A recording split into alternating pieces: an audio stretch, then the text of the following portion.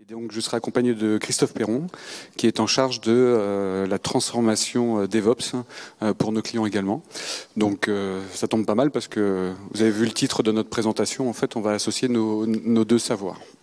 Alors, on va vous faire une présentation qu'on va essayer un peu didactique. Elle sera, je pense que ce sera la moins technique de ce que vous allez voir aujourd'hui. On nous a demandé de faire une présentation en affichant un peu de prise de hauteur par rapport au DevOps notamment. Donc c'est ce qu'on a essayé de faire. Donc c'est pour ça qu'on va commencer par une partie histoire un peu pour repositionner ce que c'est que le DevOps et comment il est né. Et puis après, d'en voir toutes les implications et voir les implications notamment dans le cadre d'une transformation digitale. Donc pour commencer, pour repositionner à quoi sert et pourquoi mettre en place du DevOps, on a voulu mettre cette photo. Alors, juste pour la petite anecdote, Newton, si je vous mets ça tout de suite, vous allez penser à Isaac. Donc si vous regardez sur le net, vous allez trouver un Joseph Newton, et ça viendrait de lui plutôt cette citation. Je pense que même les plus jeunes reconnaissent la photo et d'un événement qui s'est passé en 89 avec un mur qui est tombé, et donc nous étions à Berlin à ce niveau-là. Alors après, autant continuer à voyager. On était à Berlin, on va aller faire un petit tour à Gand.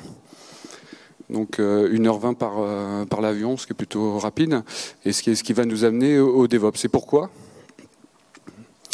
Tout simplement parce que le mot DevOps a été inventé par un Belge qui s'appelle Patrick Debois. Et ce qui est intéressant dans la notion de la création du DevOps, c'est que c'est né de 3 événements. Le premier, c'est il est venu de lui-même déjà, quand il a travaillé sur un projet pour le gouvernement belge, ça c'était en 2007. Et puis il s'est mis à réfléchir, il s'est dit il y a des choses qui se font et qui ne vont pas particulièrement. Le deuxième événement est un événement un peu plus amusant et anecdotique, c'est qu'il a participé à une conférence donc, qui était proposée par Andrew Scheffer, et ils étaient 2 dans la salle, Andrew Scheffer et lui. Donc là, il s'est dit, il y a quelque chose aussi. Et le troisième, c'est qu'il a commencé à suivre également des conférences O'Reilly Velocity, que vous devez connaître, je pense, qui est très actif. Et en fait, c'est suite à ces 3 événements qu'il a créé ce mot, et qui s'est dit, il y a quelque chose à faire sur le sujet. Donc quand on regarde, alors vous avez Winnie qui est à côté, là, ça doit rappeler à certains des souvenirs quand on les mesurait dans leur chambre. En fait, le DevOps, quand on regarde, ça a 6 ans. On a 6 ans de retour. Donc c'est ce qui montre également que c'est quelque chose qui est mature sans être mature, et qui est né, en fait, de choses vraiment concrètes. Et du coup, ça se traduit comment ? Ça se traduit par une courbe de montée en utilisation du DevOps qui est assez intéressante, et surtout quand on regarde la comparaison entre l'international et la France. Donc je vous ai dit que c'était quelque chose qui datait depuis 6 ans, donc depuis 2009, et vous pouvez constater que le décollage en fait au niveau international du DevOps a été très très rapide par rapport à cette date-là, puisque on est en effet en 2010 quand ça se lance vraiment à l'international, alors qu'en France, vous le voyez sur le schéma, il a fallu attendre 2013 pour que ça se lance. Et de même que la montée en charge après derrière, enfin la montée en occupation du DevOps est beaucoup plus importante à l'international qu'en France. Et pourtant, vous voyez les chiffres qui sont indiqués sur ce slide. Les sociétés déclarent avoir besoin de mettre en œuvre une stratégie, de mettre en place un déploiement DevOps, notamment pour répondre à un besoin que tout le monde connaît aujourd'hui, qu'on peut résumer sous le terme de time to market, et puis donc d'accélérer les déploiements de leurs applications, et puis surtout avoir un ROI derrière, que ce soit un ROI en termes de time to market ou sur d'autres éléments. Donc vous voyez qu'en juin 2015, ça concerne, j'allais dire simplement, 38% des entreprises de plus de 1000 salariés en France. On y reviendra tout à l'heure. Il y a une question dans la plénière en ouverture. Quelqu'un a demandé est-ce que toutes les applications sont éligibles au DevOps ? Donc ça sera un des gros sujets qu'on va aborder avec Christophe après derrière, parce que c'est une question fondamentale qui peut vraiment rentrer en compte par rapport à ces 38%. Alors, après avoir fait un peu d'historique et de positionner où on est le DevOps aujourd'hui, est-ce qu'on est capable aujourd'hui de donner une définition du DevOps ? Donc à la limite, je vous ai mis celle du Gartner, donc c'est pas la mienne, c'est pas la vôtre, mais c'est une sur laquelle je pense qu'on pourra s'accorder, avec notamment un certain nombre d'éléments qui sont assez intéressants, à savoir, si vous reprenez les éléments fondamentaux de cette présentation, enfin de cette slide, pardon, vous voyez le côté humain. Donc vous allez entendre beaucoup parler de techniques, de technologies, d'outils aujourd'hui, mais il ne faut pas oublier l'aspect humain de la chose et l'aspect organisation. C'est ce qu'on retrouve dans la deuxième partie de cette définition, avec les implémentations du DevOps qui utilisent de la technologie, des outils d'automatisation. On y reviendra également dessus. Donc en fait, s'accorder aussi sur une définition. Je souriais d'avance en mettant le slide d'après, non pas pour le titre, mais le but du jeu quand on parle de DevOps, c'est d'associer en fait deux côtés, qui sont l'aspect développement, donc les études, autrement dit, et l'aspect infrastructure et production, ou les ops. Et donc en fait on dit ok, on va travailler autrement, les équipes vont travailler ensemble, mais est-ce que ça n'a pas toujours été le cas ? Tout le monde travaille ensemble comme ça, mais plutôt peut-être plus sur l'image avec notre ami Sylvester, dans un rapport de force. Et c'est ça qu'il faut éviter, notamment dans le DevOps, et ça en fait énormément partie, au-delà encore une fois de tous les outils que l'on peut mettre en œuvre. Et pourquoi est-ce qu'ils travaillent dans un mode rapport de force souvent?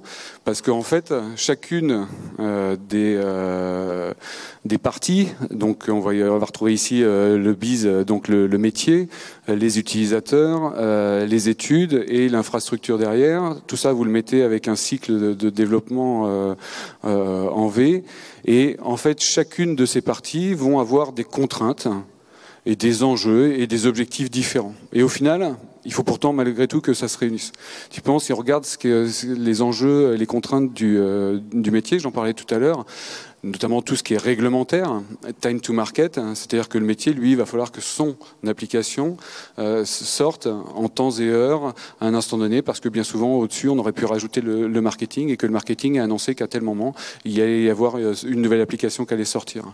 Au niveau des utilisateurs, l'utilisateur, lui, qu'est-ce qu'il attend? Il attend que ça fonctionne, que ça soit agréable, que ça soit plutôt rapide, que ce soit disponible.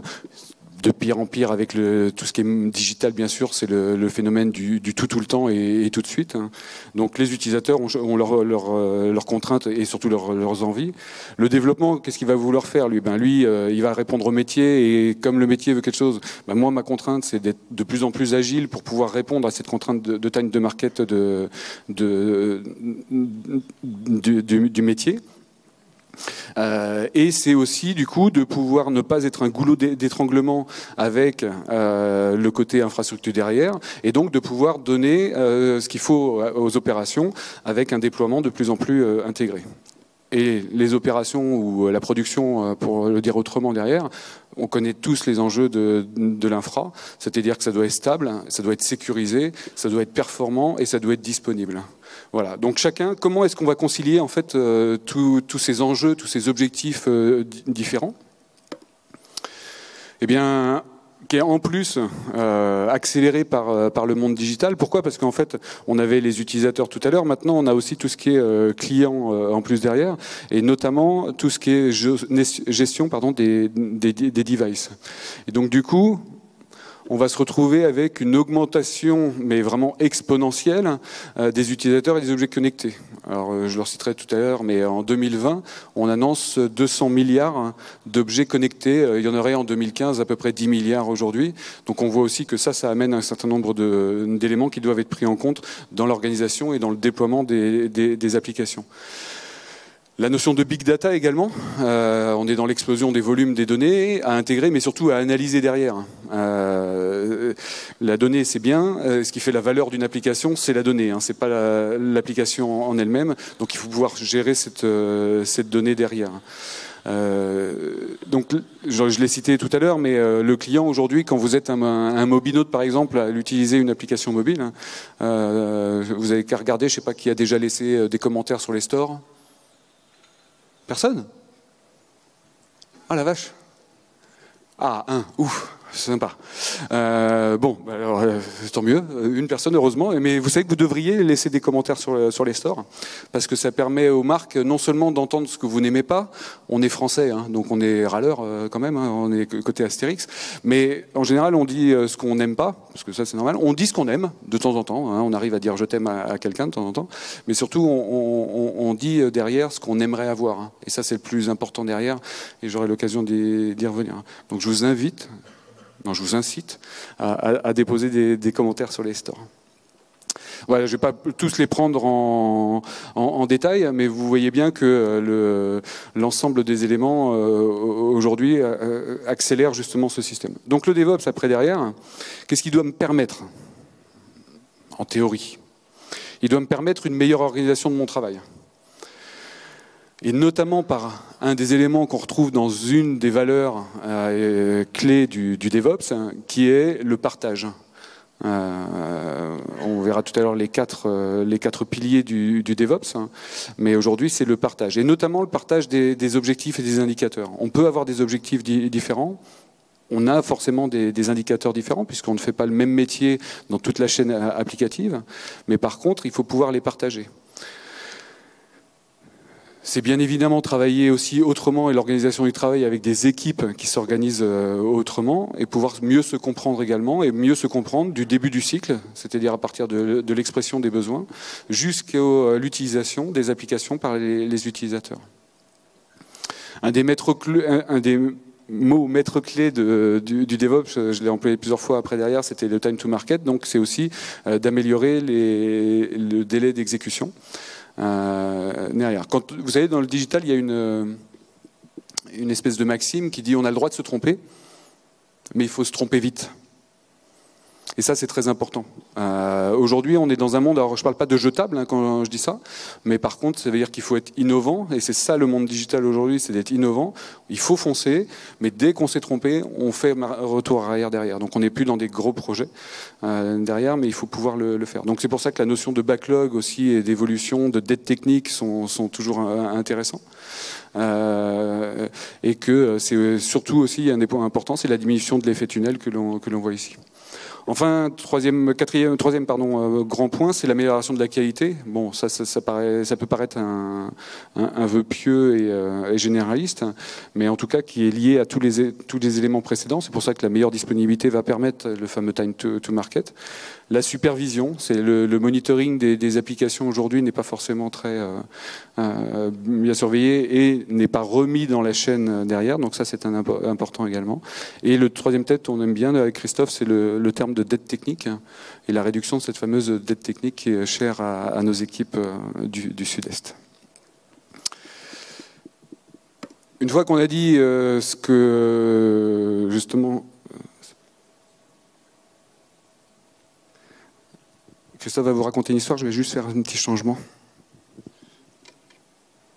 Une histoire de Toto, l'histoire du DevOps.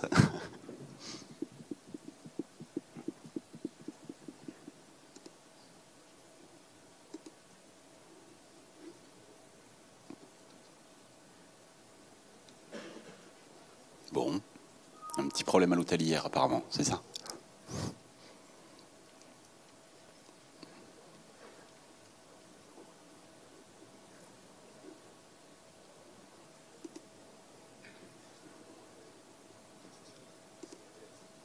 On y est, on y est.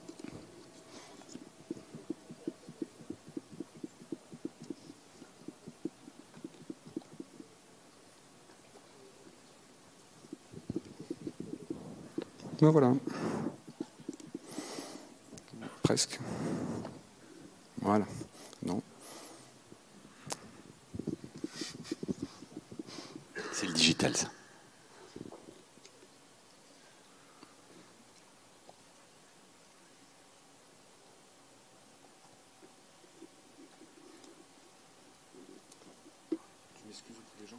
Il s'excuse.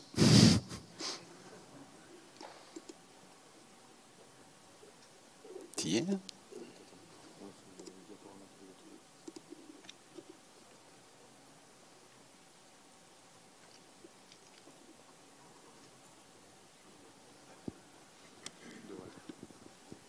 C'est bon. Voilà. Qui peut me dire où j'en étais? Merci. Bon, au moins il y a une personne qui suit. Donc on avait parlé des plus et des apports juste sur l'avant. Et donc une fois qu'on a posé ces choses-là, c'est de dire après qu'est-ce que je dois suivre entre derrière pour mettre en œuvre justement le DevOps. Bien, la première des choses, c'est conduire le changement. J'ai dit plusieurs fois, c'est une nouvelle façon de travailler, notamment entre équipes. Et je ne sais pas si vous avez des expériences réussies de nouveautés dans une entreprise, chez des clients, chez vous-même ou autre, mais toute mise en œuvre d'une nouvelle organisation, de nouveaux process qui n'est pas accompagné par une conduite du changement a beaucoup de chances de ne pas réussir. Donc c'est pour ça qu'on va retrouver ici les notions que l'on retrouve de plus en plus souvent, comme le coaching notamment, ou l'apprentissage permanent, le tout dans un but d'amélioration continue. Il y a un vœu pieux qui est écrit aussi, c'est la confiance. Bon, ça se déclare pas, malheureusement, ça s'acquiert. C'est un changement de pratique aussi, forcément. Donc aujourd'hui, tous les projets, toutes les applications, toutes les entreprises ne sont pas passées encore en mode agile quand on peut le faire. Alors agile, là aussi, on ne va pas rentrer dans une définition, hein, parce qu'entre l'agile, le pseudo-agile ou l'agile théorique simplement derrière, mais en tout cas une façon d'agir différente. C'est bien évidemment quelque chose qui, du coup, comme on met en œuvre tout, il doit y avoir une orchestration des processus au sens large du terme, avec trois notions principales. La première, c'est l'automatisation poussée. Alors, on va pas rentrer dans le détail de l'automatisation, mais tout à l'heure, comme je disais, il y avait la question, est-ce que tout est éligible au DevOps? Est-ce que tout est éligible à l'automatisation? La réponse est non. Par contre, alors là, je vais vous citer une maxime que je vous autorise à écrire parce que c'est la mienne et je pense que c'est pas Newton, personne l'a dite celle-là. Mais je vous invite à me citer quand vous la direz. Je dis toujours que l'automatisation, ce n'est pas un crime de ne pas en faire, mais c'est un crime de ne pas se poser la question de savoir s'il faut en faire ou pas. Je reconnais que c'est assez profond cette phrase, que ça peut laisser dubitatif. Il n'empêche que quand on s'arrête 2 secondes dessus, c'est pour se dire quoi. L'automatisation, il y a 2 principes simplement dans l'automatisation, pour faire simple, même si c'est un projet à part. C'est 1, est-ce que c'est faisable techniquement?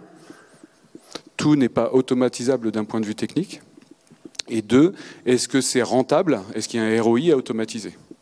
À partir du moment où on a répondu à ces 2 questions, alors la première étant rédhibitoire bien évidemment pour la deuxième, hein, c'est pas la peine, mais à partir du moment sur la deuxième où quand je croise mes 2 courbes d'engagement derrière en manuel versus automatisation, si ces 2 courbes se croisent, j'y vais. Si elles ne se croisent pas, je n'y vais pas. Et j'aurai tout intérêt à optimiser ce que je fais en manuel plutôt que d'aller vers de l'automatisation forcée qui n'aura aucun sens derrière et qui ne pourra être qu'élément perturbant par rapport au process global. Deuxième élément qui est intéressant, c'est la virtualisation et la containerisation. Pourquoi? Parce qu'aujourd'hui, de plus en plus d'applications, on est avec des interfaces. Des interfaces qu'on peut appeler nord-sud, interne, externe, des appels à API ou autres, et qui fait que vous allez devoir et pouvoir continuer à tester une application en fonction de la mise à disposition ou de la disponibilité, pardon, des composants externes auxquels vous allez faire appel. Et donc, si vous avez capacité à virtualiser ces composants, ça veut dire que vous n'aurez pas obligatoirement, vous ne devrez pas forcément être en accès direct avec eux. Je vous prends un exemple très simple. Aujourd'hui, dans une application, imaginez que vous ayez du paiement à faire, hein, avec du PayPal par exemple. Imaginez les tests que vous avez à faire pour faire un cycle global derrière, si je dois faire toute ma chaîne en faisant tout mon tunnel d'achat jusqu'au paiement électronique. Ça veut dire qu'il faut quoi? Ça veut dire que soit je donne ma carte bleue au testeur et même au développeur derrière qui va devoir faire la chose, soit je virtualise le paiement PayPal. Le troisième qui est important, c'est l'évaluation continue aussi. Et là, c'est toute la notion d'indicateur pour pouvoir s'optimiser derrière. Alors, la rénovation de l'architecture pourrait sembler une des conséquences de tout l'ensemble. Et je pense que c'est plus ça dans la mise en œuvre. Et justement, j'avais tendance à en parler là, tout ce qui est microservices, hein, les API, tous les web services modernes que l'on retrouve derrière, qui doivent suivre la loi de Conway. Alors moi j'aime bien la loi de Conway, mais je la connaissais de mon temps d'étude sous le nom de loi de Poisson. Les vieux se reconnaîtront avec moi. Voilà en termes de ce qu'on doit faire. Et alors, on va commencer à répondre à la question de dire sur l'éligibilité et la transformation justement au DevOps. Comment est-ce qu'on l'opère? Et je vais passer la main à mon compère. Ça rime. Merci. Oui, on est très content de la question qui a été posée en plénière tout à l'heure, parce qu'elle n'était pas préparée du tout. Et c'est la question, nous, qui se pose tous les jours quand on va voir nos clients qui ont entendu parler, plus qu'entendu parler même, qui veulent aller vers du DevOps et qui nous disent « Monsieur Open, venez m'aider, je veux passer mon applicatif, mon domaine applicatif, etc. en DevOps. Allez-y, transformez-moi. » Alors pour faire ça, la première chose à faire, nous, notre point de vue, c'est que le DevOps ne doit pas être uniquement tourné vers la technologie, parce que ça, tout le monde est capable d'installer, d'opérer cette transformation via la technologie. Mais le plus important pour nous, c'est de savoir si l'organisation et le cycle de vie applicatif dans son ensemble est éligible à du DevOps. Pour ce faire, on opère un audit de maturité sur l'ensemble de la chaîne du cycle de vie applicatif, qui va partir de la gestion des exigences exprimées par le métier qu'expliquait Manuel tout à l'heure, jusqu'à la mise en production et le monitoring de la production. Alors c'est là où on va avoir un autre problème technique, c'est ça ? Je vais dans le mauvais sens, voilà. Donc on a développé chez Open un outil qui va nous permettre d'aller questionner nos clients pour disposer à la fin de l'étude d'un indice d'éligibilité et de tirer un plan d'action sur l'ensemble des pans du cycle de vie applicatif pour savoir si ce pan du cycle de vie applicatif est éligible à être DevOpsé. J'ai inventé ce terme-là ce matin. Hop, si je bascule ici, il est là. Il est là. Je vois plus. Là. Donc ce petit outil se présente de la façon suivante. Donc ça, c'est un outil qui est installé sur les tablettes et les ordinateurs de nos consultants qui sont appelés à aller transformer nos clients sur la partie DevOps. Et on voit ici tous les domaines du cycle de vie applicatif, donc qui partent des spécifications jusqu'au monitoring, où on va interroger nos clients par des petites questions oui-non sur est-ce que chez vous, il existe une notion d'exigence, est-ce qu'il y a un suivi de ces exigences tout au long du cycle de vie applicatif, est-ce que mon suivi des exigences est outillé, est-ce qu'il y a un partage complet de ces exigences, etc., etc. Donc nos clients, alors bien évidemment, ça ne se fait pas en 3 minutes 30 cette interview, mais il faut que ça soit argumenté, documenté, etc. Et puis, une fois qu'on a terminé sur un domaine, on a un indice d'éligibilité du domaine de mon cycle de vie applicatif à du DevOps. Et donc on balaye comme ça avec l'ensemble des acteurs projets de nos clients, l'ensemble des domaines du cycle de vie applicatif. Je vais en retoquer un ou deux. Voilà, on parcourt le testing, le développement, le déploiement, le provisioning. Et puis après, on arrive en fin d'études de maturité à avoir finalement un indice sur chacun des pans du cycle de vie applicatif pour savoir si mon application peut être DevOpsée. Et l'intéressant, c'est pas seulement cet état des lieux, l'intéressant c'est qu'une fois qu'on a fait cet état des lieux, il faut mettre en place une trajectoire de transformation, un plan d'action qui va nous permettre de faire passer l'ensemble des domaines qui sont listés ici dans le vert. Et de se dire, ben voilà monsieur, pour que vous soyez DevOpsé, il faut qu'on fasse tout ça comme action, qu'on mette toutes ces actions-là en place.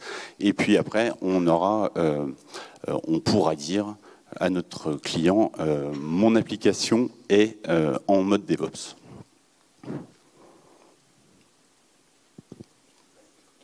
Ah, il faut que j'enlève ça du coup.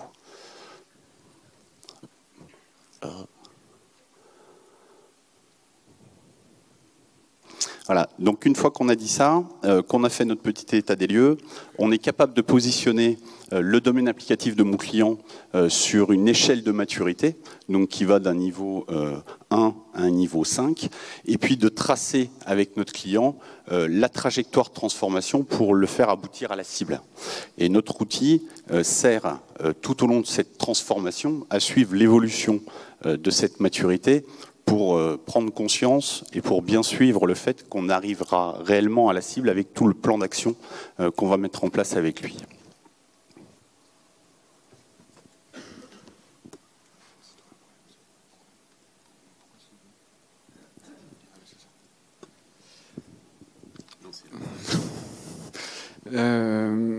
Par rapport à ce que vient de dire Christophe, justement, par rapport à la mise en œuvre du plan d'action, on le fait sur 6 axes. Bon, je vais les afficher tous et puis je les commenterai après. Voilà. C'est-à-dire que les 6 axes que l'on va opérer, on va retrouver les notions que j'évoquais tout à l'heure dans la mise en œuvre du DevOps derrière. Alors, c'est pas forcément ordonné, hein, ce que je vais indiquer ici, même si la plus importante est en bas, qui est l'organisation. Mais au niveau des mesures, j'en ai parlé plusieurs fois, c'est quand on est dans l'amélioration, quand on est dans la mise en œuvre de nos processus, le but du jeu, c'est de pouvoir mesurer ce qu'on est en train de faire. Pourquoi ? Parce que, encore une fois, on veut associer, et c'est normal, un ROI. Mettre en œuvre du DevOps, aujourd'hui, ça a un coût. Encore faut-il que derrière, ça rapporte quelque chose, sinon ça n'a pas d'intérêt. Donc la notion d'indicateur en termes de time to market, par exemple, est très intéressante. Je vais vous citer juste l'exemple d'un client, et vous allez voir que les mesures peuvent être totalement différentes. C'est que quand on est arrivé chez un client pour lui mettre en place une stratégie DevOps derrière, il m'a dit « Qu'est-ce que ça va me faire gagner ?» Et ben, je lui ai dit « Vous allez passer de 2 MEP à 4 MEP par an. » Il a sauté de joie. Donc quand vous entendiez tout à l'heure en conférence qu'il y avait combien de mise en MEP par jour, c'était 40 par jour. Vous imaginez, moi mon client, il allait passer à 4 par an, et il était juste fou de joie. Donc ça veut bien dire une chose, ça veut dire qu'en fait il n'y a pas une situation idyllique ou quoi que ce soit, c'est une situation idyllique par rapport à sa propre situation. Donc ça, je dois pouvoir le mesurer. La notion de culture, on a évoqué plusieurs fois aussi depuis le début, c'est le fait qu'il faut qu'il y ait un partage. Ça, c'est, on va le revoir encore juste sur le slide d'après, sur les piliers et valeurs du DevOps. Le partage est quelque chose d'important. Troisième, bien évidemment, derrière, c'est il faut néanmoins mettre de la méthodologie. Je disais tout à l'heure que vous allez assister ici, et je pense que vous en avez la confirmation depuis le début, que c'est la séance la moins technologique que vous aurez de votre journée. C'est la plus reposante, donc profitez-en encore une fois. Mais méthodologie derrière, il faut quand même pouvoir en mettre, et surtout avec tout ce qui est point de contrôle. Pour pouvoir faire quoi ? De l'analyse causale. Les technos, alors là je ne vais pas rentrer, on a hésité à un moment avec Christophe à vous mettre une espèce de matrice de tous les outils qui pouvaient exister et qui sont mis en termes de DevOps. Je ne sais pas si vous avez vu, vous avez regardé, comment c'était Exilab qui a sorti une espèce de... le tableau des éléments périodiques, et ils l'ont fait au format vous l'avez vu peut-être, non? Mais c'est super intéressant à voir, c'est assez amusant parce qu'on voit la pléthore de ce qu'il y a, et c'est vraiment très intéressant, et ça montre encore une fois, par contre ça démontre l'inverse peut-être de ce que ça veut dire, à savoir que le DevOps n'est pas un problème d'outillage avant tout. Les compétences, forcément, parce que les gens vont travailler différemment. Donc ça veut dire, est-ce qu'il faut des formations, est-ce qu'il faut les accompagner, peut-être même des certifications après, derrière. Et bien évidemment, le 6e axe, c'est celui de l'organisation, et notamment la définition des rôles et responsabilités. On n'est plus l'un contre l'autre entre les études et la prod, mais on doit travailler différemment ensemble. Alors je l'ai évoqué plusieurs fois depuis le début de la présentation, c'est les fameux 4 piliers et valeurs du DevOps. Donc on va les retrouver ici, qui sont culture, automatisation, partage et mesure. On l'a cité plusieurs fois dans toute la présentation. La notion de partage, encore une fois, est très, très importante.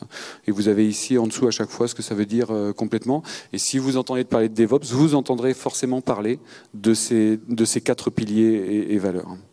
Alors, si on se ramène à la question initiale de notre présentation, savoir la mise en œuvre du DevOps et qui est aidé à la transformation digitale, eh bien, par rapport au monde digital et par rapport à tout ce qu'on vient de dire, on a voulu faire ce slide-là pour justement illustrer tout ce qu'il y avait à l'intérieur. Alors, je vais traduire pour Christophe parce qu'il ne parle pas anglais s'il y a sur le milieu. C'est-à-dire que le digital, pour faire simple aujourd'hui, avec tous les phénomènes d'ubérisation et autres, c'est de dire aujourd'hui, je n'ai pas besoin d'une perceuse, j'ai juste besoin d'un trou dans le mur. Là aussi, c'est très intéressant. Et là, on est dans l'ubérisation et donc dans la transformation digitale. Et alors, comment est-ce que le DevOps va intervenir là-dessus? Typiquement, quand on regarde sur les usages versus possession. Si je reprends mon exemple de ma perceuse, ma perceuse, à quoi ça va me servir d'en avoir une? Parce que ça me coûte cher. Si elle tombe en panne, c'est moi qui vais payer, etc. Donc, et puis en plus, si je décide de les louer, je peux aller louer n'importe laquelle perceuse et en changer parce que je vais prendre un jour une perceuse pour du béton, un autre pour du bois, etc. Donc en fait, le digital, c'est quoi? J'ai de plus en plus envie d'avoir de choix parce que je vais passer par l'usage versus la possession. Je veux que ça soit moins cher, je veux que ça soit flexible comme je le veux et du coup moins de désagréments. Comment est-ce que le DevOps va m'aider par rapport à ça? Eh bien, avec ce que l'on a vu derrière, c'est justement le choix avec des notions de time to market derrière, de réactualisation au fur et à mesure. Et donc, le DevOps va pouvoir m'apporter un certain nombre de points intéressants sur cet aspect digital. Alors sur l'aspect digital proprement dit, à savoir un accès facile à tout partout, le fameux l'application mobile où on veut que ça soit accessible partout, tout le temps, à n'importe quel moment, déconnecté, non déconnecté. Je veux que ça soit personnalisé, que je reconnaisse moi ma propre expérience utilisateur à l'intérieur de ce qu'on me propose, des mesures en temps réel, etc. Et bien là encore une fois, comment est-ce que le DevOps intervient? Eh bien, on en a parlé, le monitoring notamment, avec tout ce qui est le partage des mesures en temps réel derrière. J'ai évoqué les termes de la notion de big data et de la manipulation et l'analyse de données. On est typiquement là-dedans. Donc encore une fois, le DevOps intervient très bien sur ces aspects-là du monde digital. La transformation, troisième point, c'est la transformation client-fournisseur. Aujourd'hui, quand on regarde l'image en dessous, vous voyez quelqu'un de profil en même temps et quelqu'un qui est découpé à moitié visage. Alors c'est le Janus moderne, en fait, parce que le client est à la fois fournisseur, mais il est également apporteur de valeur et de données. Quand je posais la question tout à l'heure, alors je suis désolé, il n'y a que vous qui participez à cet effort digital dans la salle, en déposant des commentaires sur les stores, vous participez aussi à cet élément-là. Et le DevOps, justement, derrière, doit permettre la mise en relation facilitée. Vous savez, les petits schémas qui se regroupent les uns avec les autres pour qu'il y ait un échange le plus simple possible. Quatrième et dernier, c'est ce qu'on appelle la confiance. Et donc c'est un must dans cette économie digitale. Il suffit de parler simplement, par exemple, d'un tunnel d'achat sur une application mobile ou multicanal même pour le faire autrement. Mais le tunnel d'achat qui doit être fluide et sécurisé avec toute la réassurance nécessaire. Si je repose la question à la salle, qui a déjà fait un achat via smartphone ou tablette? Et ben voilà. Et pourquoi est-ce que vous l'avez fait? Parce que vous vous sentez... Oh, merci. Il y a une personne qui suit, je l'ai entendu. Vous l'avez dit doucement, mais je l'ai entendu. Non, c'est parfait. Et vous vous sentez en confiance. Et c'est comme ça que les paiements sur le web sont sortis derrière. C'est parce que les gens ont eu confiance et on a de plus en plus confiance de le faire aujourd'hui. Et on a aussi besoin d'émotions autour de la marque. C'est-à-dire qu'aujourd'hui, il suffit de voir le type de commentaires qui sont faits. Et là, je ne parle pas que des stores, mais c'est de dire aujourd'hui, la destruction d'une marque peut venir aussi bien d'un commentaire sur le produit que sur la marque en elle-même. Alors je vais prendre un exemple de marque, vous allez voir, qui est super bien, qui est malheureusement utilisé par de plus en plus de monde en France aujourd'hui, puisque la courbe ne s'est pas inversée, et qui est le Pôle emploi. Vous connaissez Pôle emploi comme marque ? Vous n'y êtes pas, je l'espère, en tout cas. Mais si vous regardez les commentaires qui sont déposés sur Pôle emploi, sur les applications Pôle emploi, eh ben, il y en a plus qui sont liés au fait que les gens, malheureusement, n'ont pas de travail et critiquent la façon qu'on a de leur apporter de l'aide dans les agences ou autres, que sur les applications en elles-mêmes. Vous voyez un petit peu le retour qu'il peut y avoir par rapport à ça. Donc cette confiance-là, c'est ce que doit nous apporter le DevOps justement par rapport à toute la sécurité qu'il peut y avoir. Et donc les deux notions qui sont à reprendre par rapport à ça, c'est fast et scalable, ça veut dire ça doit être rapide, mon fameux tout le temps, et scalable, ça veut dire que ça doit être évolutif dans le temps également en termes de données, mais également en termes d'infrastructure, avec la notion justement que le DevOps apporte, qui est l'IT as a code. Alors, ok, on vient de parler d'un certain nombre de choses et même parler un peu de technique par rapport à ça, mais au-delà de tout ça, si on devait résumer ce que c'est que le DevOps, en tout cas pour Christophe, pour moi, et la façon qu'on a d'approcher nos clients par rapport à ça, c'est avant tout une histoire d'organisation. Vous pourrez mettre en œuvre toutes les technologies, tous les outils, tout ce que vous voulez derrière, tout ce que vous allez entendre aujourd'hui, parler de Docker, de conteneurs, de ce que vous voulez. Si vous ne gérez pas l'organisation et donc l'humain qui est associé à ça, ça ne sera pas la peine, votre signification DevOps aura perdu justement toute signification.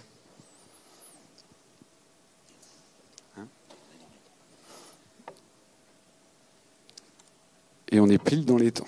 Mais du coup, ça veut dire que ça nous laisse 4 minutes pour des questions et des réponses et des échanges. Je vous en prie.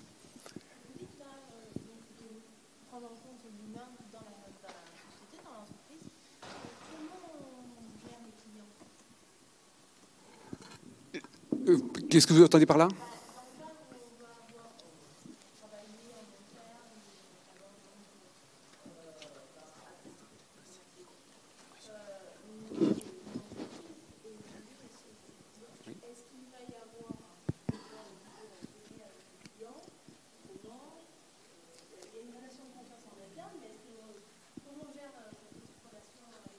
La relation de confiance, alors je vais juste revenir sur celui-là, la relation de confiance qui était inscrite ici, elle est notamment vis-à-vis des clients. Et au sens le plus large du terme, même dans le digital, elle est même au sens des utilisateurs, qu'on va appeler mobinotes d'un côté, qu'on va appeler multicanaux de l'autre, et vous allez devoir faire, et notamment quand on est dans le multicanal et dans le cross-canal, sur l'ensemble de votre parcours digital. Et il y a un exemple qui est très bon, c'est celui de la Fnac par exemple. Et je vais revenir sur la notion de paiement mobile.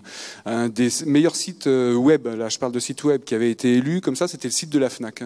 Pourquoi ? Parce que quand vous rentrez dedans, vous êtes accompagné de bout en bout et vous avez une confiance. La confiance, c'est aussi ça derrière. Et ce qu'ils ont reproduit sur l'application mobile, c'est juste génial parce que c'est un des meilleurs canaux réassurés d'applications mobiles qu'on peut retrouver parce qu'ils n'ont fait que reproduire. Mais en prenant les spécificités et en mettant l'expérience utilisateur au cœur de leur application mobile, ce qu'ils avaient réussi à faire sur leur canal web. Et à contrario, et vous avez de très bons exemples également qui sont complètement l'inverse en termes de confiance. Vous allez sur des sites de type Darty ou Boulanger, c'est une catastrophe pour eux parce qu'il y a une perte de confiance complète. Pourquoi ? Et alors là, c'est très simple, c'est qu'il n'y a aucune identité visuelle typiquement et aucune identité qui est gardée en passage d'achat derrière. Ils sont baladés entre une application mobile, un site web d'un autre, un autre qui n'est pas le leur, etc. Et une perte de confiance complète derrière. Donc la confiance, oui, elle doit être en interne, mais elle doit être communiquée à l'externe parce que c'est au service de l'utilisateur.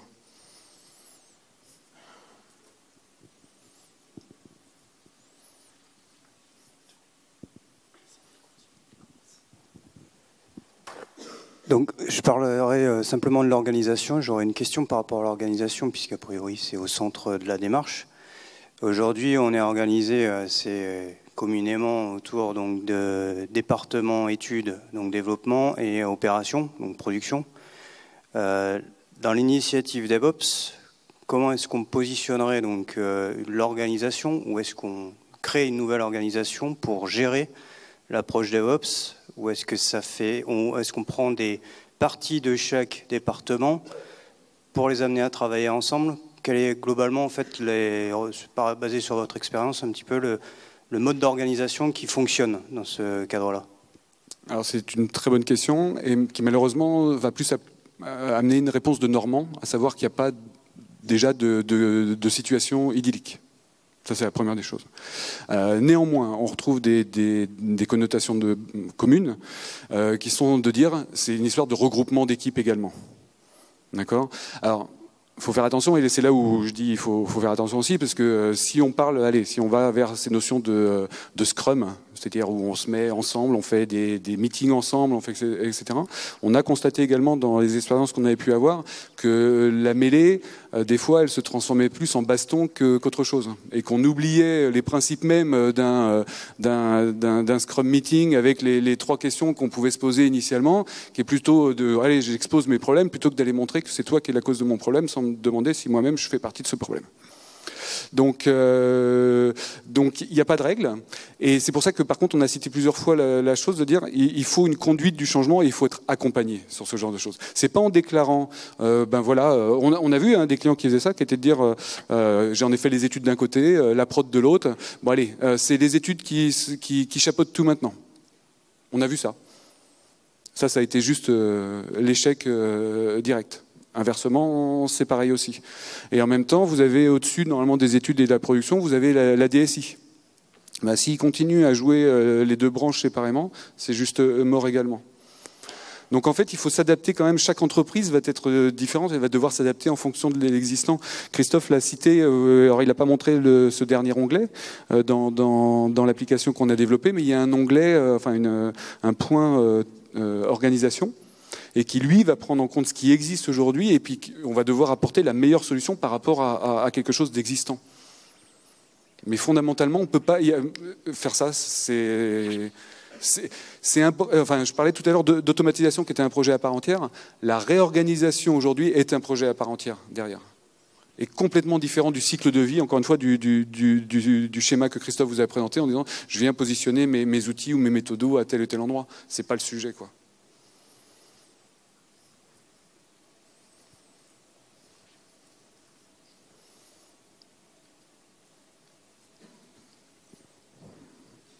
Allez-y, on peut encore. En fait, c'est juste pour apporter un petit élément de réponse par rapport à ce qui a été dit. Il y a quand même eu des expérimentations qui ont été faites dans plusieurs groupes bancaires. Et en fait, on s'aperçoit bien qu'effectivement, il n'y a pas une solution. C'était au Gartner, il disait, au lieu du Bring Your Own Device, c'est plutôt Bring Your Own DevOps.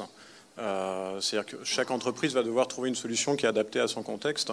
Je sais que par exemple le Crédit Agricole, ils ont pris une option qui est de dire on extrait en fait la partie web notamment de ce qu'on appelle le legacy, en fait c'est vraiment l'historique bancaire en fait, et de façon à s'offrir une souplesse en fait dans une forme d'agilité. Donc là, en fait, on rejoint un peu le principe de bimodalité. En fait, vous l'abordez pas en fait dans la présentation, mais je pense que c'est important pour les grosses structures, c'est d'envisager que le DevOps, c'est pas la seule solution en fait pour la gestion de l'entreprise.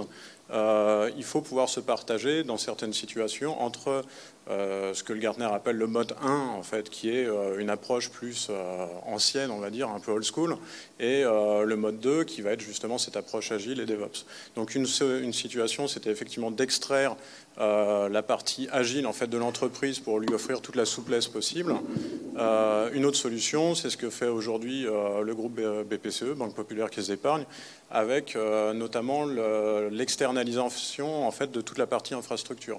C'est-à-dire qu'en fait, on passe sur un mode PaaS où en fait, on a une plateforme as a service et en fait, on va avoir toute la production qui va être externalisée et après la partie étude qui, elle, va s'appuyer en fait sur cette production externalisée pour produire ces applicatifs tout en s'abstrayant un peu des problématiques effectivement qu'on a de relation avec la partie Ops.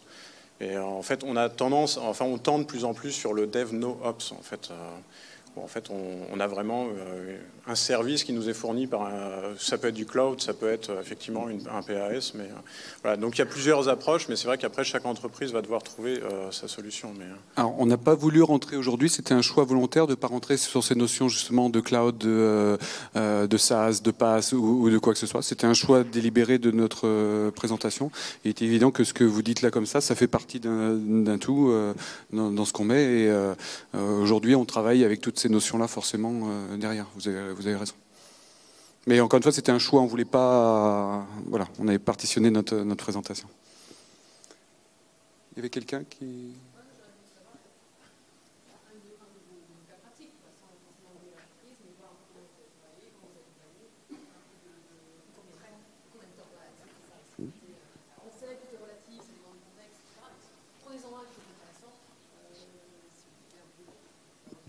Alors je vais juste pas avoir le temps, on va me mettre dehors. Donc ce que je vous propose, on peut se retrouver tout à l'heure. Il va y avoir des moments de networking, et je vais me faire tirer dessus, donc je peux pas.